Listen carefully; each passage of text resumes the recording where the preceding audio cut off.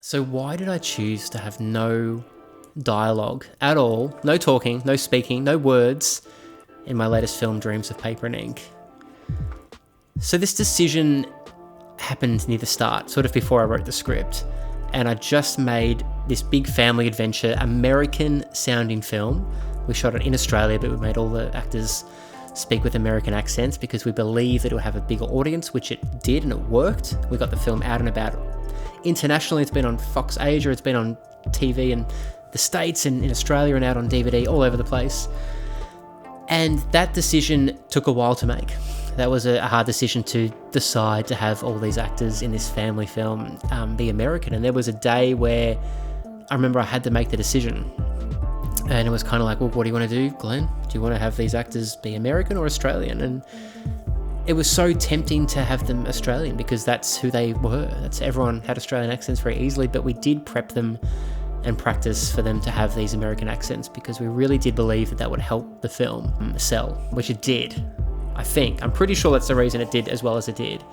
So that was because American films just tend to have a nicer spot in the marketplace. Australian films tend to just, fall into the background, unfortunately. And that's always been the case for forever. That was a hard decision to make, but I'm borderline glad I made that decision. Like, I do sometimes wonder what that film would have been like with Australian accents. But when I was writing my latest film, Dreams of Paper and Ink, I didn't know what to do. I didn't want them to have Australian accents because I thought it was going to hinder the film, which is kind of a really bad way to think about it, but that's the way it was.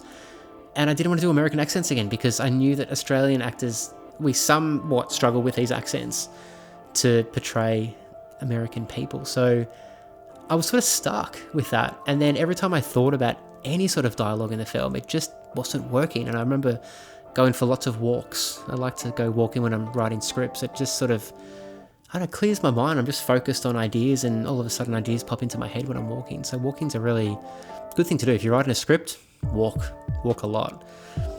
And so I was stuck with this film. I knew I wanted it to be this sort of love story from a writer's perspective, and I knew all these different things I wanted to have in it.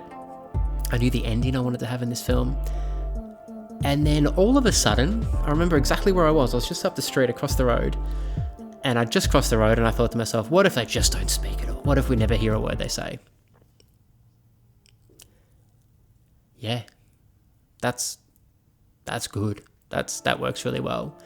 And that gave the film an edge, a unique edge that, there's only a very small handful of films that have no dialogue at all. Zero dialogue I'm talking about, not just a word here or there. Like there's no talking in this at all. The actors will never say anything to give away what they're thinking or feeling or any sort of story. It's all just done with looks, with music, and with writing. You're going to see, handwriting notes and stuff. And that idea really stuck with me very quickly, and that put a smile on my face. And I do love that when you have an idea and it just gives you that's good. That's really good. And so that really pleased me a lot. So as soon as that was done, I just went and wrote the script, and the script was 37 pages for an hour and a half project, because there's no talking. It was just, this person walks over to here and this person does this, and they don't say anything. And when I sort of, showed the idea to different actors, people just jumped at it. They were like, this is great. This is, so different. And so that gave it an edge that it probably needed. Dreams of Paper and Ink, which was initially titled Echoes, and that changed to something else before we got Dreams of Paper and Ink. I remember having a very long discussion in the car with my wife about what it should be called. I knew I loved the word paper and I loved the word ink in there somewhere. And then as soon as I put the word dreams in front, I was like, this is the film. This is the film I want to make. Yeah, so I guess the thing is, right now, the film is with a distribution agency in the States. It's at the American film market this week, which I just found out a few hours ago.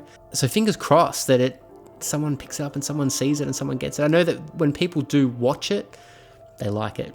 And I know that a lot of festivals that I submitted to didn't watch it, so it didn't get through, unfortunately, because you can tell when someone's actually watched the film, and unfortunately a lot of these festivals didn't watch it, which was a bit of a letdown. But who knows how it's going to go.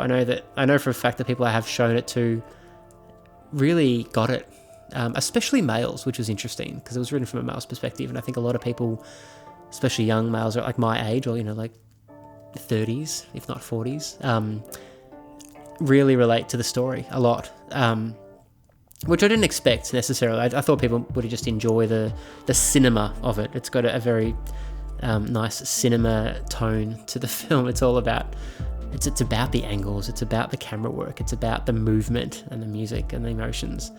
So it's very cinema. I'm very interested to see where it goes. So wish us luck as this film is out and about. But yeah, that's the reason. I didn't want the film to be Australian. I didn't want it to be American. I wanted it to be something completely different. And so I feel like I got really lucky with that idea, because I very easily could have just made an Australian film because it was based off my life. It was based off an Australian person.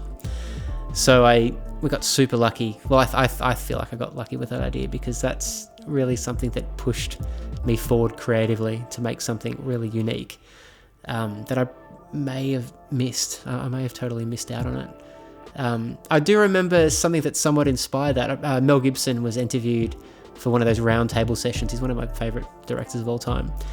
And he was talking about a scene in Braveheart. It's at the start of the Battle of Stirling, when I think William Wallace is up and talking to the English, and he's, riding his horse around and all that sort of stuff. And Mel Gibson was saying he wished that the William Wallace character had just whipped out a knife and just, cut their heads off and had no talking. And he's like, I like movies where not much is said, nothing is said. And that was the springboard for the idea that I sort of got onto. And I had already had that idea previously, but hearing him say that, I was like, it is a good idea. Movies sometimes, not always, but sometimes don't need talking at all.